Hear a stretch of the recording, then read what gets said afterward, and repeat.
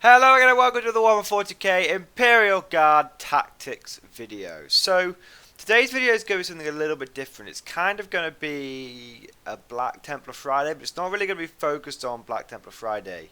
What I mean by it's going to be like a BTF video is that the format of it is going to be very casual. Basically, stream of consciousness, just musings on sort of post FAQ release thoughts, basically, and how I feel it's going to affect my army and what I'm going to do going forward with my army now the FAQ has been released.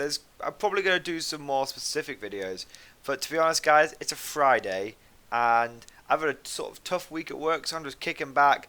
I got a few brewskis with me right here, and I just want to chat some shit and talk about some Warhammer. And the FAQ, we've done our sort of, first impressions video, but now we've had a few days to digest things, and I think it's time to maybe go over a couple of things that I missed in the first video, and also sort of think, what am I going to do with my guard going forwards? I think that's basically it. So without further ado, let's just crack on. Let's just get on with this video. So the first thing I want to say is that I think post FAQ Imperial Guard are looking really strong here, guys. It's the whole deep striking nerf is just, it's big. It does affect us. It does mean that like our Talon ambush stratagems and our Scions are going to be, delayed coming in. We're not going to want to bring them in turn one, but I think that's actually a good thing for the guard because it kind of forces us to be a bit more disciplined with our reserves. You see, a lot of armies out there that rely on deep strike, Blood Angels, for example. I know a lot of Blood Angels players which are kind of moaning. They used to rely on turn 1 deep strike because they had to come in turn 1 so they could do as much damage as possible from the get-go. Let's go. But Imperial Guard, it's slightly different because we're a shooty army. So the reason Blood Angels had to get in there and start hacking and whacking and smacking is because they're a close combat army. They had to get in there. They couldn't mess around. And it's actually a massive buff that they've had been able to do turn 1 charge because it meant they didn't have to foot slog across the table. They were able just to get in amongst you, or jetpack across the table, I guess, with Blood Angels, or, Rhino Rush, or whatever. They could just come down, turn 1, 3d6 charge stratagem, off we go, big block of 15 Death Company, coming up your butthole, turn 1. But now they can't do that, which means that the big 15-man Death Company squad, or the big Sanguinary Guard squad, that would normally drop down, and you'd have to clear those guys away before you could deal with all the assault cannons that were chewing you up. That's not really the case anymore because now we get a turn to weaken the close combat army support units. We'll just go Blood Angels for the example. It's Space Marines in general, I guess. We get a turn to weaken those support units, the ones that would normally be churning us up whilst we dealt with the close combat units. We get a turn to reduce that firepower, and then the close combat units come in, and we can deal with them without taking loads of damage, just from these support units.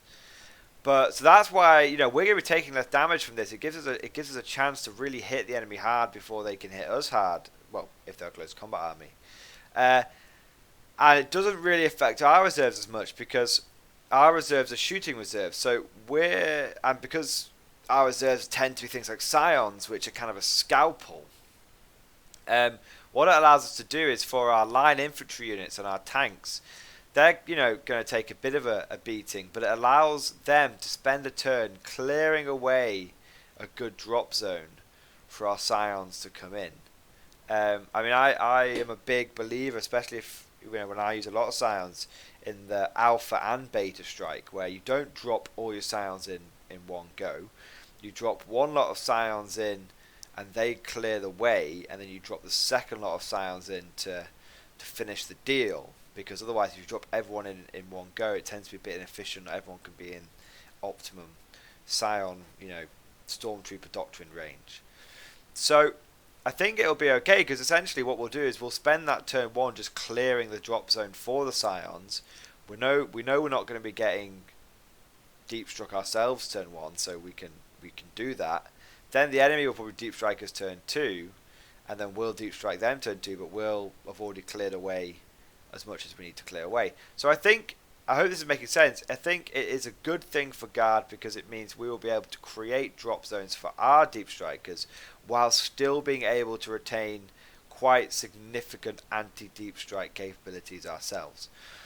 Now, I know there's a lot of people in the wider scheme of things say, well, it just makes Eldar more powerful, because one of the things you could do to be Eldar was to get in amongst them early on.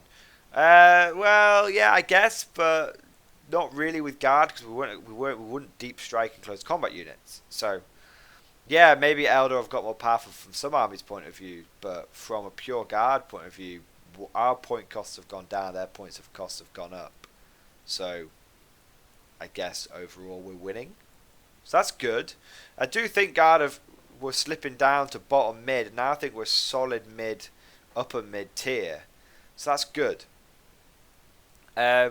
Although, you know, like I said, it does affect some armies like the Talon, ambush stratagem and stuff like that. But to be honest, this picture that you can see here, this is when I used my Armageddon Steel Legion as Talon. And I had my Mordian Iron Guard just doing my line infantry stuff, and I outflanked 8 units using the ambush stratagem twice, and then the Daco of Tuka Ra, whatever it is. And I was able to outflank 8 units, 2 officers, 2 squads of veterans, and 4 infantry squads. And I brought them in turn 1, and in hindsight, I think that was a really bad idea, honestly, because my opponent, Dark Elder, yeah, I came in and was able to like blow up a Ravager and gut a Cabalite squad and a half. But the problem was that the rest of his army just turned around and just obliterated me. I lost 50 of these outflankers in one go. Whereas if I had brought them in turn 2, I could have done significant more long range damage. But the temptation was there. Guys. So I think it's overall going to be a good idea. I am, by the way, guys, I think I'm going to be running the Talon stratagem a lot going forward. I'm going to be taking my Steel Legion as Talon in my pure infantry army. One, just because they're tan coloured, so they kind of fit, and most people don't know the difference. And 2, it's really nostalgic for me, because when I went away from Warhammer for a while, when I came back in 5th edition and 6th edition, one of the big things I used to love doing was outflanking an entire platoon using Al Rahem, who was a Guard character back in the 5th edition codex. And I really missed being able to do that in the 6th edition codex. The only way you could do it was with the Warlord train. It wasn't very good. I really missed it. So now I've been reliving my pure infantry days. I told you guys a while ago I'm going back to pure infantry. I'm using Steel Legion, but at the same time I will be going back to pure infantry. And I have been doing that, and I tell you what, I'm loving it. I love outflanking 60 guys, and it just opens up a whole new front, a proper mass flank. It's so useful. And the best thing about it is now that we get more command points, I can do. Before I was taking a brigade and a battalion, and I was outflanking the battalion, and I was getting 15 command points in total. Now I get 20 command points. So I was before the FAQ, I was starting with 15 and having to spend 6, so I only had 9. Now I'm starting with 20, I spend 6. I have 14 command points left over. Oh yes, my pure infantry army is doing well. Thank you very much. It's doing very, very well indeed. So I know we're going off on a bit of a tangent here, but what I'm trying to say, guys, is I think overall Guard are going to be really, really good from this FAQ, just from the general reserve changes. Smite spam, I guess, is kind of good. We never were really a super psychic heavy army anyway. A lot of our psychers we used for things like psychic barrier or stuff like that. So it's not or night shroud as well. That's what, whenever I took astropaths or primaire psychers, that was the main reason I took them. And if I wanted to do offensive damage, I'd actually take that, I think it was Psychic Maelstrom power. You know, a 2+ you do 1 mortal wound, and a 3+ do another mortal wound. So guard, we're okay, because if we want to cast smite, we can do, and then if we want to cast the Maelstrom spell, we can do. So we're fine. We're never really going to, no offense, but I don't think we're ever really going to cast smite more than 2 or 3 times in a turn anyway. And now we've got our own special version of smite, so it's fine. You know, we have options. Which I guess sums the guard up perfectly. The guard, during the guard, we have options. So yeah, that's one way I think guard are coming out on top. Another thing that I want to talk about with the FAQ is the changes to commissars. And oh boy, yeah, like I said, they got cheaper. But as you guys very kindly pointed out, I missed this point because I was only looking at the big FAQ. I didn't look at the guard specific FAQ. I didn't realise Games Workshop had actually updated our specific FAQ. Lord Commissars and Commissars, the summary execution abilities become optional now. Now this is kind of good and bad for me. Okay, it's optional, which means I don't have to blow a guy's brains out and make it worse potentially. It's bad because they also clarified that the way leadership buffs work. I mean, correct me if I'm wrong here, guys, but basically, the way the FAQ words it is, you can either use a Lord Commissar or Commissar's leadership, or you can use other buffs. So, Mordian Iron Guard, I'm leadership 7 basic. With my regiment trait, I become leadership 8, and with the flag, I become leadership 9. But if I have a Lord Commissar there, I have to choose between if I want to use the trait and the flag, or I want to use the Lord Commissar. So that makes it kind of bad. Basically, it's the same for all characters. Basically, you have to choose between a character that gives you a leadership buff, or equipment and other shit that gives you a leadership buff. So it's kind of bad because now it means guard, the best leadership we can get is essentially leadership 9. I think the only way around that is if we use the Ordo Perfectus tank, I think, but even then I'm not sure. So basically guard are capped at leadership 9 now, which is kind of annoying because it kind of invalidates my Mordian Iron Guard trait. One of the best things about the Mordian Iron Guard was the easy ability to get leadership 9 or 10. Not 9 or 10, 10 or 11, sorry. And now it's kind of like, yeah, I can get leadership 9, but if I take a Lord Commissar, I'm wasting my regiment trait, which really sucks. It really, really sucks. I mean, it kind of means, it's okay, because it's like, well, you can only take 3 Commissars and 3 Lord Commissars, and the only ones you really want to take as Mordians are Lord Commissars, because regular Commissars don't do anything for you. So it's kind of like, are you going to be able to keep your whole army in range of those 3 Lord Commissars? No. So at least then the units that aren't in range of the commies are going to be able to have that +1 leadership. So I guess what it allows you to do is have Lord Commissars, this is from a Mordian point of view, allows you to have Lord Commissars covering some parts of your armies, and then command squads covering other parts of your armies, so that overall you'll either be getting leadership 9 from the Commissar, or you'll be getting leadership 9 from the Mordian trait plus a flag. So, you know, it kind of works either way. It's still not as good though. It's still not as good as getting leadership 11, which is amazing. Correct me if I'm wrong, but I think that's the way it works now, which is annoying. But what I have sort of realised is that I think with Commissars becoming so much cheaper now, it kind of hear me out here, guys. It kind of makes Conscripts really viable again. So Conscripts went up by 1 point, so they became 4 points each, right? But now Commissars so a unit of 30 Conscripts has gone up by 30 points. But a Lord Commissar has halved in points. So a unit that would have cost you 65 points is now only costing you 35 points.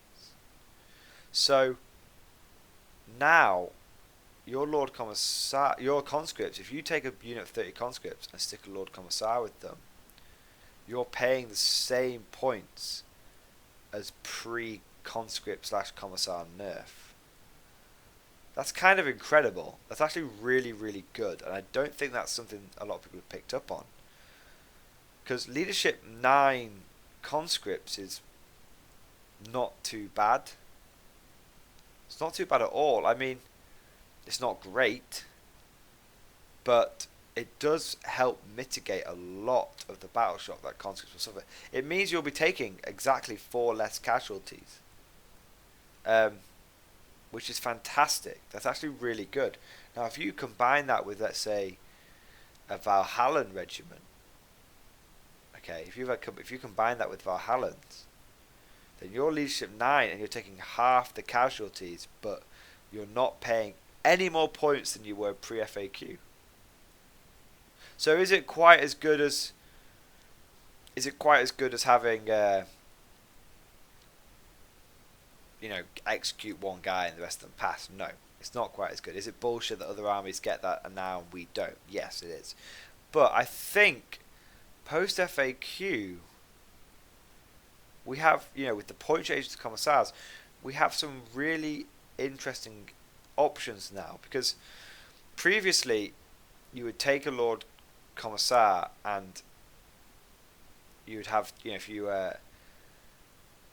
take a Lord, previously you would take a unit of, let's say, Valhallan conscripts, and then you would put a company commander with Petrov's pistol there, and you'd have to try and keep all 3 units next to the company commander. But now you don't, because commissars are so cheap that you could just take a unit of 20 or 30 conscripts, stick a Lord Commissar with them, and off they go.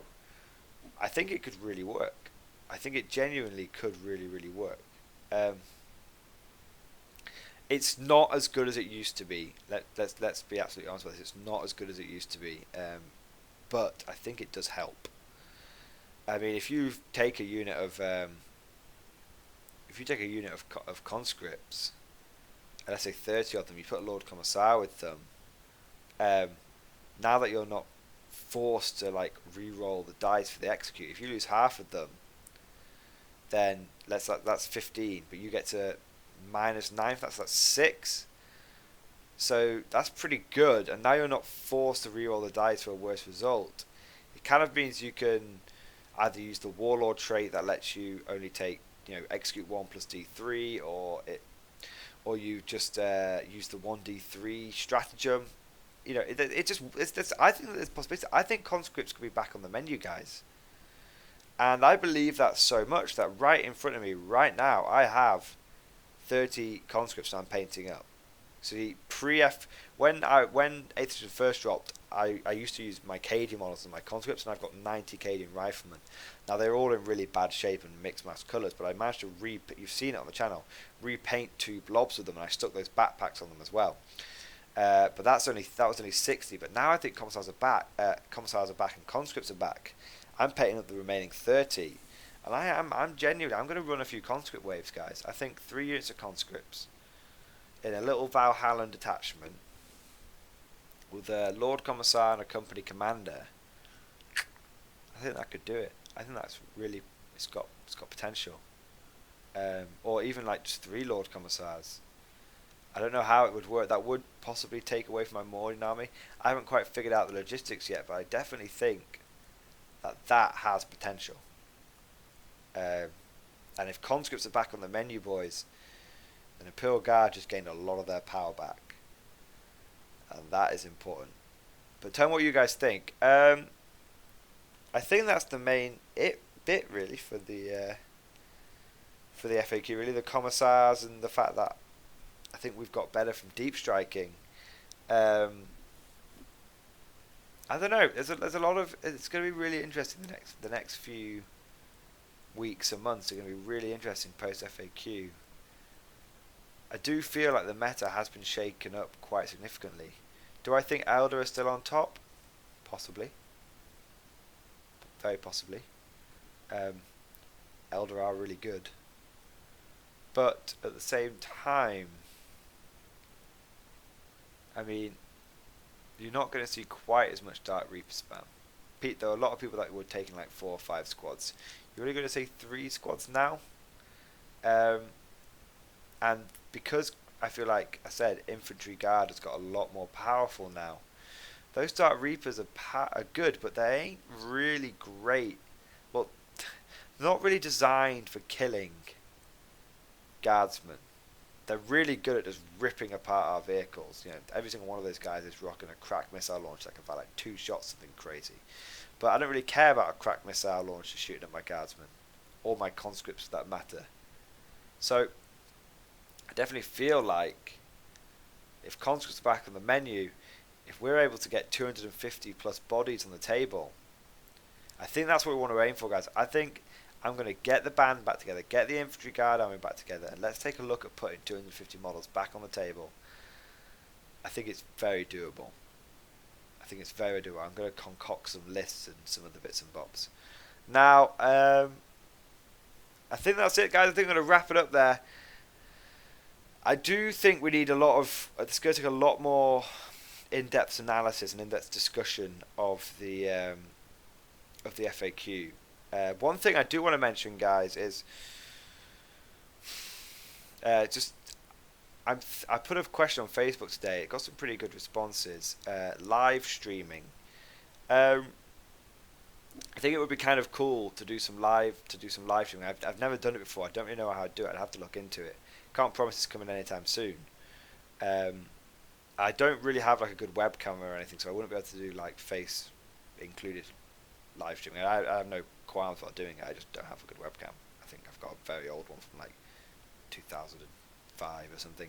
But yeah, I think I was thinking of do some live streaming. I think that would be good. Then the whole point of the live stream would be, because I get a lot of questions and I get a lot of comments these days, and I'm really struggling to keep up with answering them all. I do try my best, but work is fucking me in the ass, and that means I struggle to keep up with answering all the questions. So I think live stream would be really good, because if you have a question, you can just ask me in that, and I can just like answer them. I think that'd be really, really good. And also, I think I need to do like I'm going to do a big push on repainting my Mordian Iron Guard and repainting my Infantry Guard. I'm going to do a big push on that.